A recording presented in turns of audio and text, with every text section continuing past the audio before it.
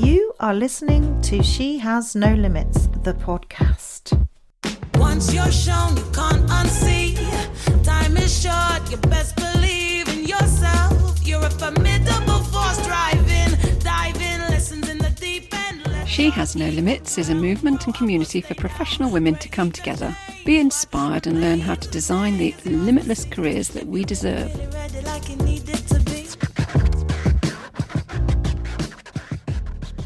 Today we are talking to Emma Sayle. Emma is one of the UK's leading female entrepreneurs. She first made her name launching the global female empowerment brand Killing Kittens in 2005. Now incorporated into the KK Group, it's a business worth £15 million and it has over 180,000 members across the US, Australia and Europe, and has grown into an online community of singles and couples, chatting, flirting, socialising and learning. It's a community with women at its core, enabling them to explore their sexuality in a safe environment. In 2018, Emma went on to co-found Safe Date app, and in June 2019 she expanded her portfolio and influence on women's empowerment by co-founding Sister, a community and networking platform for professional women of all industries to connect both on and offline. When Emma isn't dominating the male-heavy adult entertainment world, she can be found running the Sisterhood, and the Sisterhood is a group of gritty females boldly going where no or not many other girls have gone before, competing in extreme and adventure sports, creating havoc whilst maintaining a perfect pH balance between Lucozade and wine. The Sisterhood has to date raised over £700,000 for various women's charities. Emma is also a mum to 3 children under the age of 6. Let's meet her.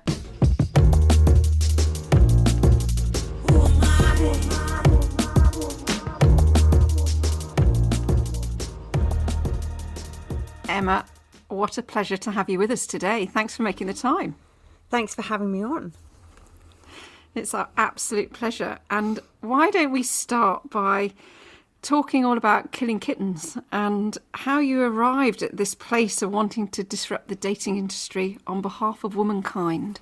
This weird place that often I look back. Most days it's been 15 years, and most days something happens. I'm like, how did I get here?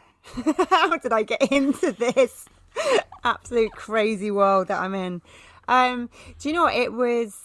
It wasn't sort of a sudden light bulb moment. It was something that I say there's a fire in. A lot of people that launch things, there's a fire in the belly that just keeps getting stoked. And a lot of the time it's anger. And I find with women especially, it's anger from seeing something that's not right or seeing something that's unbalanced and something. And I sort of had always been like that since I was little, and looking out and going, well, why can boys do that and I can't? And I was a real tomboy, and I grew up in the Middle East as well. So we lived out in the Middle East whilst I was at all-girls school in England. So I had a real kind of mishmash childhood of what, on one hand, being told I could get out there and rule the world, and the world was, everyone was equal because it was an all-girls boarding school, so you didn't know any different. You didn't see the way boys were treated. And then, on the other hand, going back to home in the holidays, could see, especially in the Middle East, the way women were treated and girls were treated, and it just got me really angry. And also being in a home with a very controlling, narcissistic father who was very much women know your place. So watching the way he treated mum again added to the fuel. So it was all sort of there bubbling. And then being at university and seeing the dating and the way sort of the guys all kind of shagged around, and they were given, they were legends and high-fived, and it didn't matter. Like, to us girls, it didn't matter if a guy had slept with 200 women, we still fancied them. But the conversation was, I got so fed up with hearing guys saying, we've met a really nice girl, but she's just not girlfriend material. And you'd be like, well, why not? Oh, because she slept with loads of boys. And you'd be like, well, why does it matter? It was constant, this messaging and this fire being stoked. And the early 20s came out and started working in the city, and I was doing financial PR and had a bit of an arse of a boss. So I complained a couple of times about harassment. I was about 21 and got told by HR that to really think about it. And did I want to be seen as a troublemaker? And I had to be really careful in the city because everyone knew everyone. And, if I left on bad terms, then I might struggle to get another job. So I went away again, and then it kept happening. So I complained again. And again, I should have properly followed it through. But at the time, I didn't know whether I wanted to keep working in the city. And I thought, well, if I really kick up a fuss, then I'm never going to be able to get another job in the city. So I just left and actually ran away to the Caribbean for like 10 months, being a personal trainer. And also ran away from an arse of a boyfriend. It all imploded at once. And then was kind of involved, just looking again, it was sort of the dating, and then came back and was doing PR and helping with the erotica show, and it got me into kind of the adult industry of seeing how the weird and wonderful, crazy, amazing humans in that industry, and all the businesses and all the potential. But the one thing that struck out, and again made me really angry, was that it all seemed to be run by men. And even like the sex toys, the lingerie brands, porn, everything was run by men. And with all these men saying, we're creating things for women, we know what women want, here, have lingerie, created by men, designed by men, but for women. It was this constant kind of that, again, in there going, this isn't right, and it kind of made me realise how much sex is different for women to men, and that's why the porn worked and the bright light. But women, it was very much our biggest sexual organ is our brain, and that's what needs turning on, and the ambience and the smell and the feel, and that's why we're complicated creatures. So the more I looked at it, the more I just thought there's nothing out there for women. And I was out and about with a group in London there was some very strong women sexually in it who were very well known, and it was kind of in the media, they were at it left, right and centre. And I watched some of these women who were a lot older than me and just thought they were the most amazing human beings I've ever seen in my life, and just the confidence. And we were all out in Ibiza at a wedding, and it was then I hadn't slept for 3 days, and just went, right, sod it. I want to create a world that is for women, aimed at women, without any judgment. That's a safe space for women to explore their sexuality without, anyone having a go at them. And someone actually phoned into the groom and said, are you guys just all sat around killing kittens at the moment? And we had this conversation of what did that mean? And it's every time you masturbate, God kills a kitten. I mean, it's the most stupid name in the world. So I just went, right, that's it. That's what I'm calling it. I like the 2Ks, KK. And I just wanted that in my head. It was kind of a bit of a fantasy world of what I would have liked the world in my dating to be about, and have that confidence and not have that shame I had in my head and that guilt of you can't do anything because you're going to be judged. And so I decided to, create the world that I thought it should be. And yeah, that's kind of how it started, as parties once a month, and then it's sort of grown into the beast that it is today. Amazing. You said the weird, wonderful, crazy, amazing humans. I love that. What is it about the sex industry that attracts weird, wonderful, crazy, amazing humans? Do you know what? Weird's probably not the right word at all, because that's the thing. I think anyone, what you come at is the people on the fringes and in the minorities of society are always judged and always called weird. So it's totally a wrong word to say, to call it as well, because I would probably be put in that category. Doing what I do. It's the ones who are brave enough and to shout about it and not care about judgment and go, this is who we are, and to be free. And especially in the sex world, it's the ones who go, it's just sex, what's the issue? It's and they're brave enough to say it. So they're just, real free spirits, real hedonists who go, you've got one life, get out there and enjoy it, and this is who we are. And they can be doing something and they could have 1,000 people laughing at them and mocking them, and it still wouldn't matter. So yeah. Emma, I was interested to ask, how's it changed then since you came up with the idea in Ibiza to here we are in 2021? What's your biggest sort of win from what you've been doing? To be honest, it's the access, I think, and that's what I always wanted, to create a world, and it was online and offline. So we always had a bit of an online world, community, basic kind of forums that happened, and it was that in my head was where the business lied, and that was the potential. And back in 2005, it was sort of where, Facebook had only just started. So we kind of launched with no social media going on. There wasn't a massive digital marketing thing, but I kind of always knew that that's where we were heading. So to me, it's that creating now this massive online community that we've got about 180,000 members, I think, around the world, so that there's anyone in the world can be part of it, and anyone in the world can attend, you know, all the education workshops and webinars and masterclasses we do, and anyone can be part of all the chat rooms and forums and all the tech. That's the thing, the tech enables that community and that safe space that actually there's literally, it literally is global access. So I think, to me, that's probably the biggest thing, is not, because when you start and it's just, you know, one party a month in London, it's sort of very limited, and a basic sort of forum, it's sort of, it's a limited to how you get people involved and how you spread the message and how you know, allow even then people up in Scotland or Manchester to be part of it. And have the conversations changed, Emma, over time?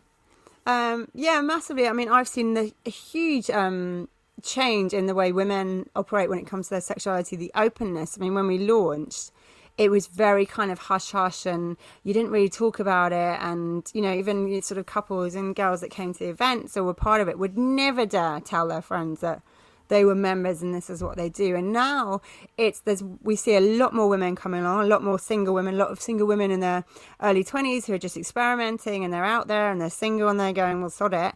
And we're seeing a lot of older women, like from late 30s, early 40s onwards, who are coming out of divorces and going, right, we've been kind of stagnant. And hasn't been about us. The last 10 or so years has been all about kids and husband, and we've lost ourselves and our identity. And now it's sod it. We're, you know, coming out and we're going to be who we want to be, and own it. And that's amazing when you see that, and the massive increase in women doing that, and women who are then quite blasé talking about it. And I've seen people, you know, on LinkedIn, people will post on, you know, LinkedIn posts I've had, and that's been a massive increase in the last couple of years, just saying that they're KK members and it's changed their lives. And you're thinking, these are CEOs and, you know, directors of corporate businesses who don't care. They're like putting it out there for all of LinkedIn to see, that which would never have happened 10 years ago. So I think that to me is amazing, because it does show how society is shifting, which is the aim. It's what, you know, I've wanted from day one. You said earlier, Emma, that for women, sex is a different proposition, that we think differently. You mentioned that the brain is, you know, the biggest sex organ that females have. And one of the things that I read in one of your interviews was that Killing Kittens is changing the way that people think about sex, and that it's no longer a shape but a mindset.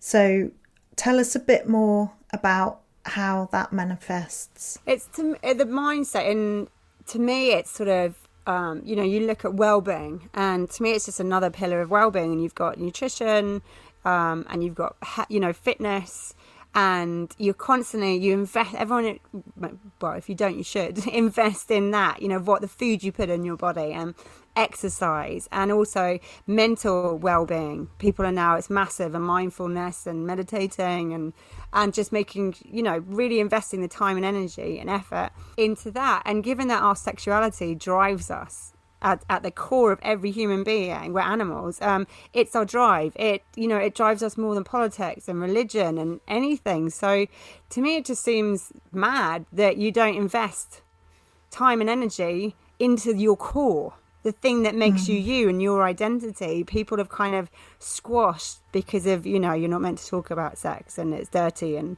it just seems bizarre when you take away all of that and look at us as animals, and that's the, you know, the mindset is changing that mindset and going, it is just sex. And do we want to, you know, what if you, and so many people, I've read loads of, you know, stories of people on their deathbed, and like older people, and you speak to grannies, and I've had it at weddings and stuff, when you get chatting to the grannies and the great aunts and stuff, and all of them, it's amazing how many will turn around and say their one regret is they didn't sleep with more people. They didn't explore and try crazy things when it comes to sex. It seems to be the one regret a lot of the older generation have. So do we want to be the same? And, you know, on our deathbeds going, why did I not try that when I could? Or, just sort of explore and try new things with my partner and actually communicate and say, how about this? And that's the thing. It's just sort of,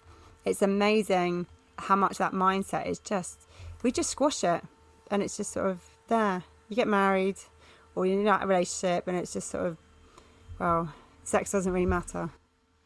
And then the trouble starts. Yeah. And of course, we've had nearly a year now of lockdown and isolation and stress and anxiety, and it's been a particularly tough year for working women, hasn't it? And I might be a pool of one, but my sex life doesn't really feel like it can be much of a priority at the moment when I'm so stressed out and knackered and exhausted and homeschooling. So, there's, as you say, it's intertwined, isn't it, with the well-being piece, but it's a tool for empowerment. Exactly, it is. And also there's been lots of, the studies on desire. And women's desire does slack off faster than men's desire, which when you look at it like that, you think actually women should therefore be the ones that cheat more. But then society comes in and religion comes in, and actually you don't, because it's sort of, you have that moral conscience going on that. But on the desire front, it is something that you do have to really dig deep. Like now, when you're in homeschooling mode and you're knackered and you look like you've been dragged out of a hedge backwards most days, and you know what I mean, the last thing you want is anyone touching you, being anywhere near you once the kids are off you and everything. But actually it's having to dig deep and just sort of make a bit of an effort, because actually we are, the desire drops in us, but it doesn't take much to start kissing or something and it's back. That's the thing. It's a little, you might think you don't want it, but it comes back very quickly when it's just taking that step to go, okay, sod it. Let's go for it. So that's quite interesting then for me. So if the reality of our world is that we are done in by our kids, lockdown, jobs, whatever is on the list, what from your perspective, what little bit of advice to anybody listening here could you give for somebody who's saying, well, I would like intimacy, sex, love, I just can't find the time? How would you advise them? I think it's really tricky. I mean, I've got 3 kids under 6, so trying to find, that time, and they're always in my face, crawling all over me. So by the time it does get to night time, but it's trying to have that half hour, or where it's you switch over, where it's bed and it's just sort of with a glass of wine or a bath, out the bath, it's just adult time. You know what I mean? And you can just, it's sort of, we've done a few kind of virtual stuff where you just go, he'll find something, my hobby is, he'll just find random things on Groupon or stuff that just look quite fun games or challenges or an escape room or something that you just think you can't go out to pubs or restaurants, but maybe once a week, let's just have some kind of virtual date night or a game or something where we just sit. You just I say my head's has so many compartments. It's just coming out of those compartments where you're in all day and going right and making that effort. It's like sometimes even if the pubs and restaurants and stuff are open, sometimes when you're so knackered you just can't be arsed. You cannot be arsed. I do that a lot. I'm so knackered, but I make myself put nice clothes on and make myself put the makeup on. And once you're in the restaurant or wherever and you have first sip of wine, you go, I'm really glad I came. It's that this switching from one compartment to the next compartment, which is often that, and it does involve effort. That's the thing. It's not easy. It's the same, isn't it? When you finally get out the door to go for that run, you only have to get to the end of the road, and you're really glad you made it out. Or that meditation, you're really glad you set the time aside to do it. Exactly. And I always say, always remember how you feel at the end of it. So always remember that feeling when you've come back from a run. Or that feeling when you come back from a walk, or I don't know, any kind of exercise, that feeling. In the same way, remember how you feel after you've had sex. That feeling, and just remember that and go, right, that's where I'm at. That's why it's worth it. just remember how it feels. And you can often go, right, okay, like the run, exactly that. Once you get your foot out the door, then yeah. We'll come back to running later, young lady. I wanted to stick with the theme of women's empowerment and move on to talking about Sister. Tell us a bit about how you went from Killing Kittens to Sister.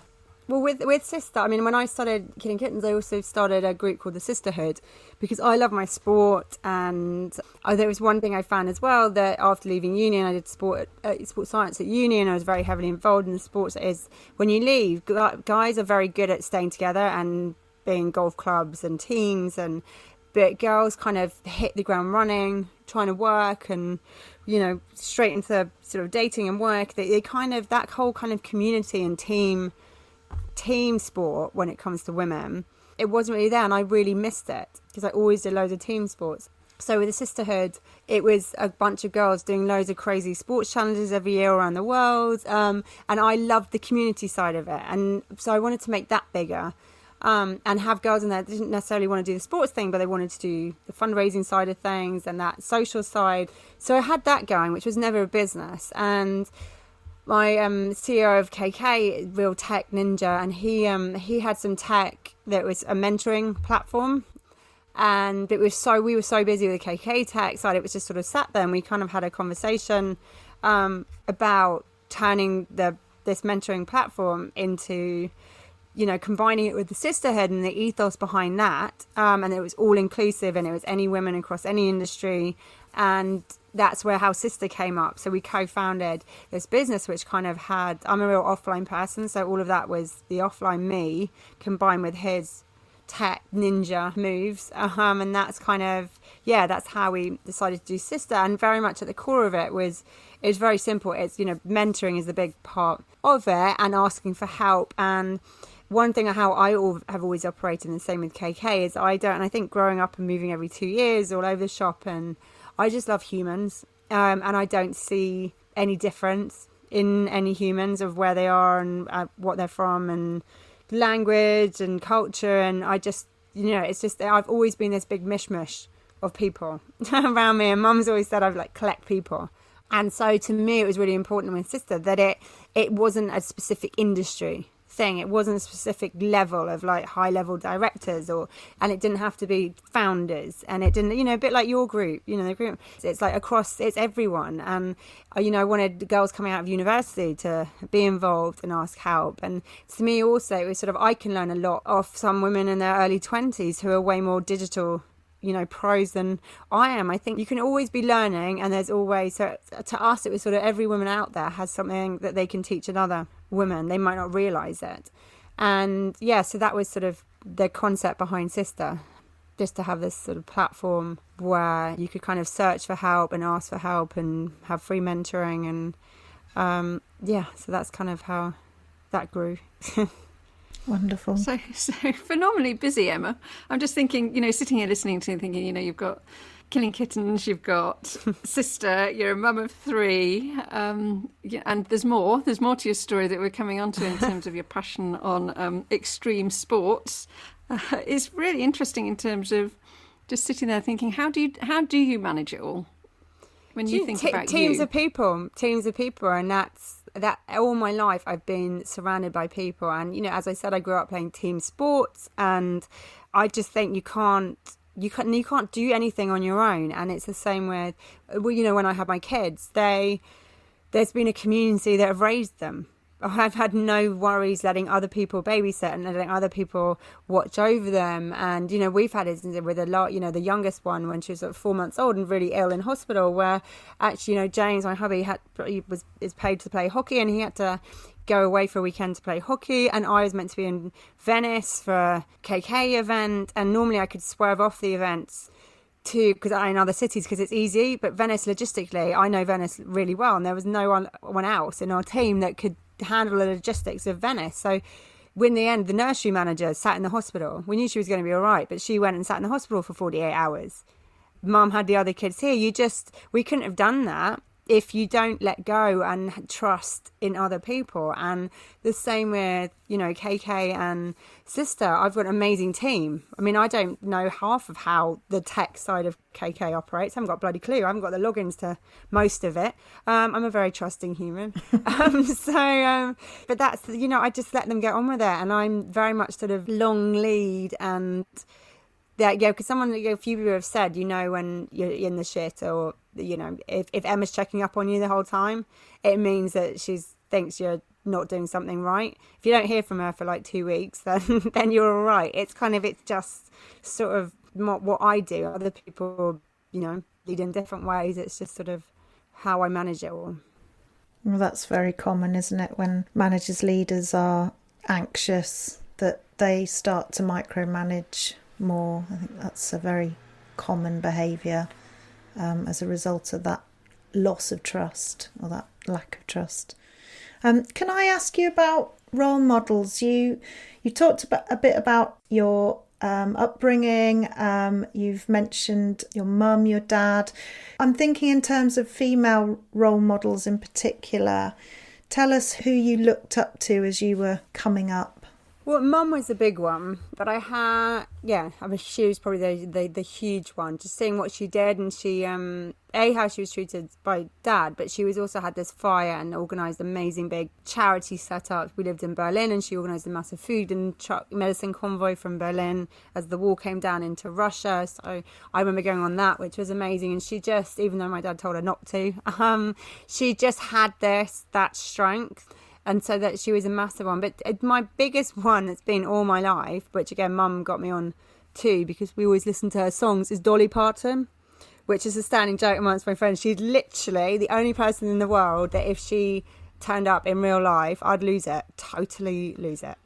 And she's just got this, I know everything about her, and it's not just the songs, it's coming where she's come from and into the businesswoman she is, and her faith and her positivity and the stories. There's a song for everything. I find that literally she has a song for everything. And when you hear her speaking, just her whole philosophy on life, and she has a massive, you know, thing on using the, you know, being part of big communities and the people around you, and also giving everyone the benefit of the doubt. I've always done that, and our friends have often said, oh, you've got walked over, and I'm like, I'd rather trust people and get burnt than be negative and not trust people. And that's, to me, that's just my mindset, that I'll just keep trusting people. So I think she's been probably the biggest one on that level. She's an amazing storyteller, isn't she? Yeah. I saw her at Glastonbury a few years back, and you know how she holds that crowd and creates that community within the crowd through her storytelling. It's really powerful. And we have her to thank for at least one of our vaccines as well, don't we, at the moment? Oh yeah, I heard about that. Yeah, amazing. I was also interested, Emma, you've clearly had a fantastic cultural experience, the Middle East, Germany, here in the UK. How's that influenced your views on feminism when you look at the different extremes that you might get from the Middle East here to more liberal views here? I think it's helped. It's fired it stoked the fire in me, but it's also made me very aware of the subtleties when it comes to feminism and women not being allowed to be who they want to be. In that, you know, we think we live in a very free. It's very easy to say we're in the Western world or we're in the UK and women are really free, but from what I've seen, actually a lot of the time it isn't the case. You know, I would probably say that over 50% of my girlfriends are in controlling relationships when you look at it, but it's done so subtly, and they're allowed out and they go out for drinks, and you have that, you're in the West, you have this freedom, so they couldn't possibly have the stifling control that is assumed of the Middle East. And actually, you know, a lot of the time when we lived in Egypt, and a lot of the women were really happy and they did have freedom. This was the cultural, it's that assumption that you're free because you live in the free Western world. that it doesn't happen. So it's kind of happening under your nose whilst pretending to be something else. So there's, this country has a long way to go on that front. And at the same time also, in the Western world, on the feminism front, I find there's a lot more of that internal misogynism in women without them realising. And women can be nasty to other women. And that, I found there's a lot more of that in Western cultures than there is in Middle Eastern cultures or in Asia, which is very much more community-based. The Western world operates very much more individuals in women. So they don't have that support, the same support systems in the same community, and that raising, it takes a village to raise a child and all of that kind of thing. So you get women just being really evil. And that's like your mum said, it was something mum said to me when I was little. She said, you'll go far in life, your only problem will be other women. So, and it's something that's kind of stuck in my head, and actually it's true. It's true. The only falling outs I've had, it has just have been other women that sort of coming from behind when you don't really notice. And there's lots of observation, isn't there, in the workplace of women who make it to the top and then pull the ladder up behind them. Yeah, and exactly. And the older ones saying, well, we had to work really hard to get here, so why should we hand it to them on a plate? There's a real kind of, you either get the ones, who want to help because you're like, well, we don't want the 20-year-olds coming through now to have to experience what we experience, so how can we help? Or you get the complete opposite of, no, Sodom, we had to work, so why should it be easy for them? So it's a real kind of either or. Yeah. Let's talk about your crazy, wonderful extreme sports. Tell us all the amazing things you've done. Go. Start with Marathon des Sables. So Marathon des Sables, climbed Kilimanjaro, I've swam the Bosphorus 3 times, rafted down the Amazon in the Great Amazon Raft Race. We've done the Venice Vogolongo, which is like 40 kilometres around all the islands of Venice. We've done that 14 times, and actually annoyingly last year was the first year we haven't because of freaking COVID. So that's like the annual event. We did the Speed Project last year, and again the year before we meant to be doing it last year as well in March, which is like relay running from LA to Vegas. And then 4 of us relay swam the Channel 2 years ago. What else? They're kind of the extreme ones in the world, and then quite a long list, Emma. they're the big ones that jump out. So what drives you to do the extreme sports?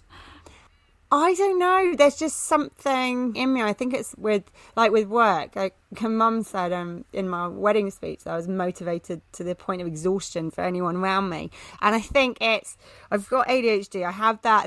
I just need a challenge, and I need new things constantly. And I think it's a bit of a bug on that. Is like I will see, and I want to see more of the world. So I don't really necessarily want to haven't really done masses of these extreme sports in the UK. And people often, when I signed up for the Marathon des Sables, I'd never run a marathon before, and that's like 6 marathons in 7 days. I didn't even run half a marathon. And I had friends saying, why don't you just sign up and do the London Marathon? I went, because I know London, it's concrete. I don't want to do it. I want to do something in a country I haven't, So a lot of the time it's that, let's go and see more of the world whilst doing some extreme crazy. To me it's balance. So if I do a crazy sports event, then I can get to lie on a beach for 4 days afterwards and deserve it. I'm a real sort of yin and yang, and I think a lot of it also was I was launching KK, and that was so extreme on one level that I kind of balanced it out in my mind, and being able to calm my mind down and keep my mind balanced and grounded that was extreme on the sex front. So I needed my extreme sport on the other side so that I remained a fairly balanced person. Some people would say, nope, that's total Fruit Loop person. But that was balancing myself out, so I didn't go too down the London entertainment world rabbit hole. One way I kind of kept myself, the sister kept me grounded and balanced on the other side. So yeah, it's just sort of something I'm just very littlest Toby type of person, of like constantly looking for what else is out there and what can I try, and you've got one life and it's there to be experienced. And also again with the sisterhood, a lot of that, I know I can do these crazy races, I've done loads. I get more joy in persuading other people to do it with me. and especially women. So that's the thing with the sisterhood. I don't never do them on my own. I rope in other people. And there's this thing that if Emma asks you to do something, run.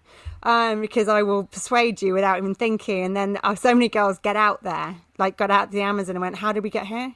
Oh, well, Emma asked us to do it. It's sort of a kind of, but it's that gives me way more satisfaction in seeing women who are kind of confidence level, kind of probably hadn't done 5K and thought they'd never ever be able to, and then they've sort of trained and got involved as a kind of team, and they go and do this, and on that confidence side, it's not take whatever the challenge is out, what it makes that person become and gives them that confidence and that getting through the fear bubble and the pushing through.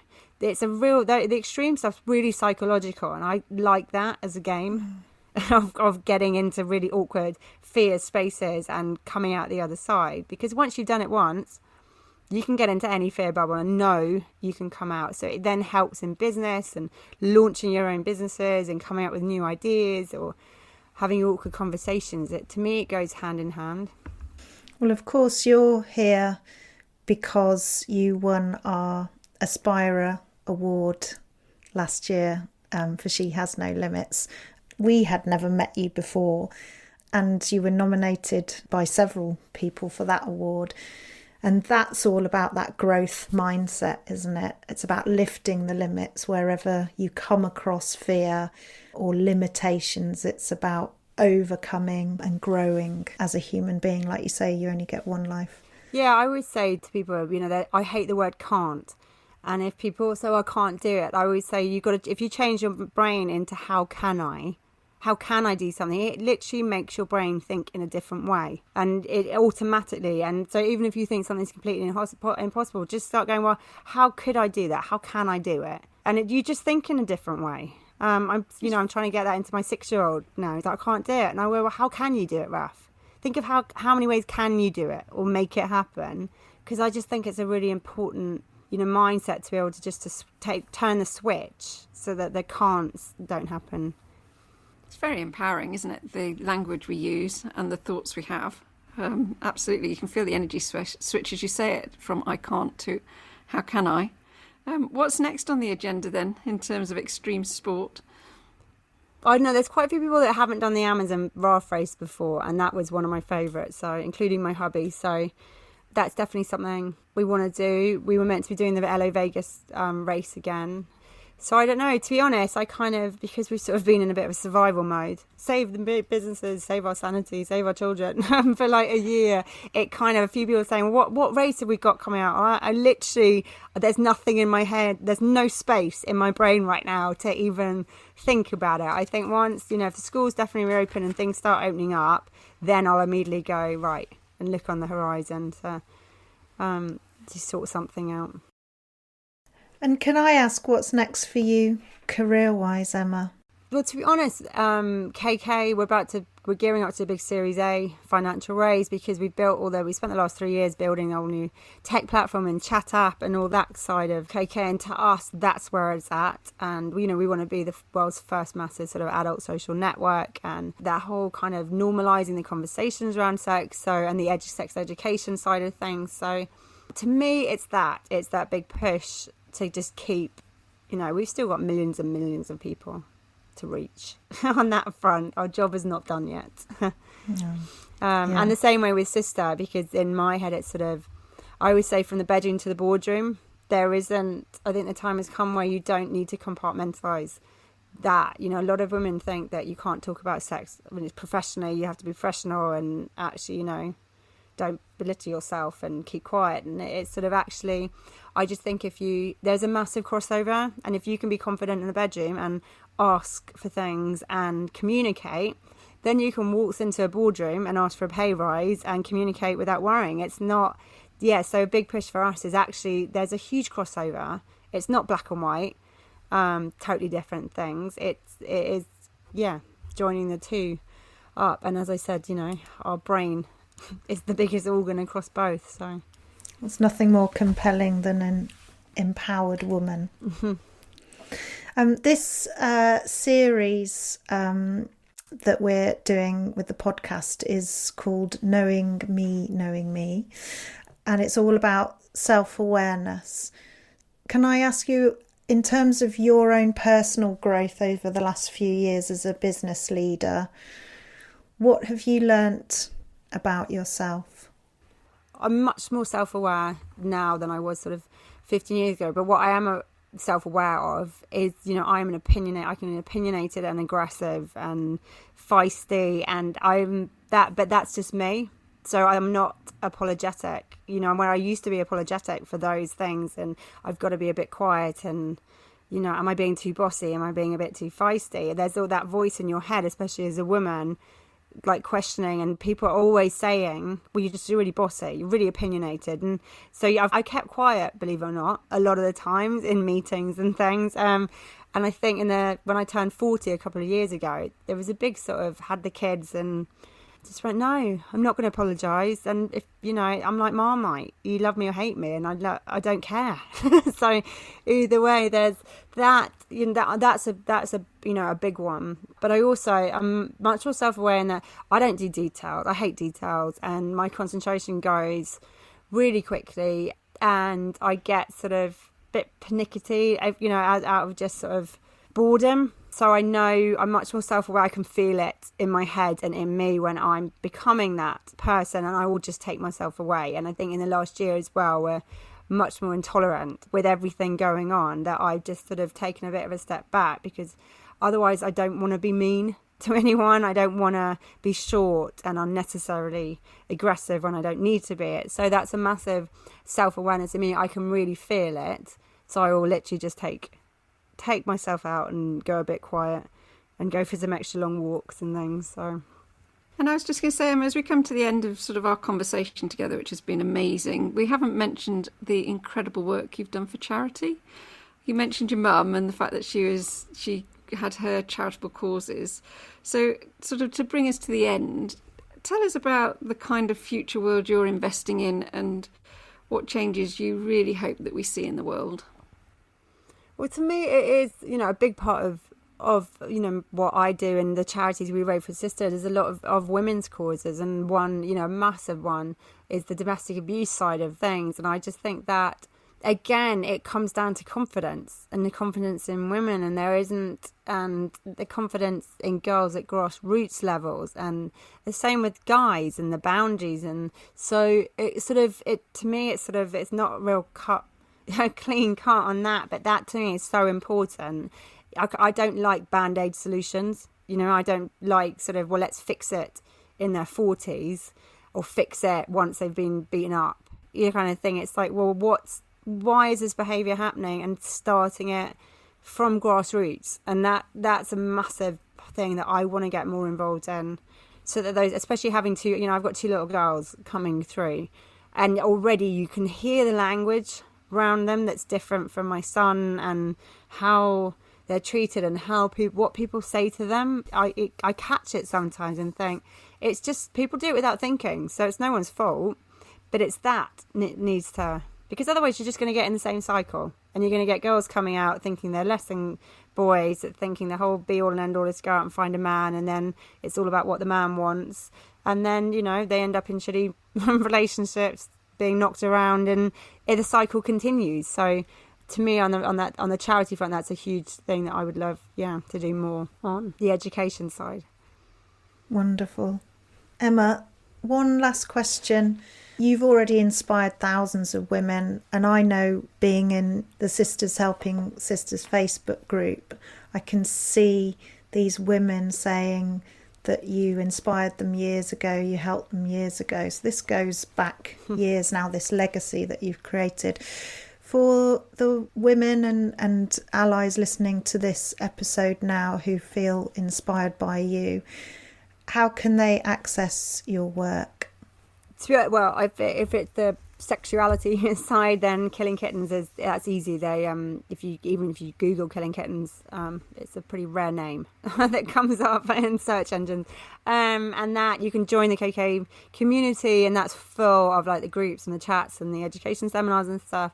And then on Sister, we've got the sisterapp.com website.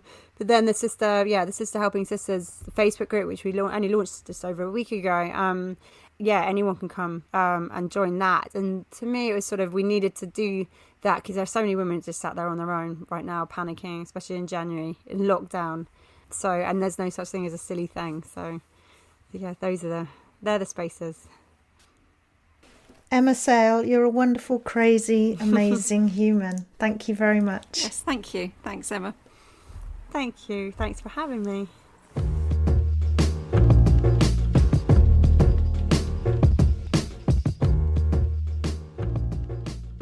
Wow, what a fantastic conversation with Emma we've had just now. And I'm sort of struggling to pick my highlights, Amanda, in terms of the things and messages she shared with us. Top of the list, I think, has to be from the bedroom to the boardroom, in terms of our performance in the bedroom can absolutely support us in our performance in the boardroom. And other things that stick with me in terms of what she was talking and really resonated is you can't do it on your own. You need your community, you need to belong, you need your team, and to let go and trust other people, not to hang on to everything and trying to be that superhuman that we all try and be. I think the other thing is just let go of what other people think of you. It really doesn't matter. What matters is what it means to you. Yeah, I think for me, Emma personifies that sense of self-worth, and boy is she growth focused. She's got that continual improvement drive in everything that she does. I think a lot of women will relate to what she was saying right at the beginning about being stoked by anger or by an imbalance in the world or in their situation. We certainly come across a lot of women for whom that's where it all started. There's one highlight for me, again, right at the beginning, just a watch out, I guess, from an organisational perspective, when Emma was told very early on in her career by HR not to pursue the discrimination complaints. She was told to be very careful. And again, that's not the first time we've heard that. Absolutely, Amanda.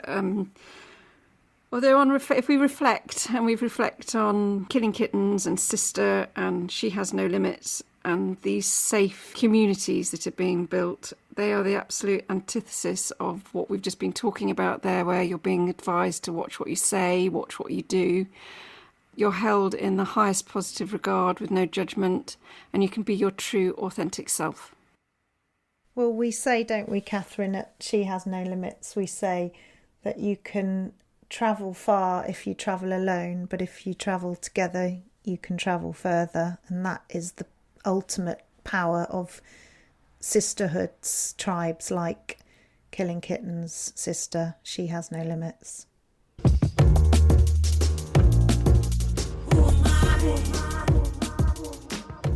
That's it for this episode. We'll see you next time. Thank you so much, listeners, for tuning in. We hope you enjoyed. Please send us your feedback. And if you'd like to have a sneaky peek as to who's coming up, then go to shehasnolimits.com and check out our podcast page. Yes, thank you so much for joining us, and we'll see you all again soon. Take care. All the best.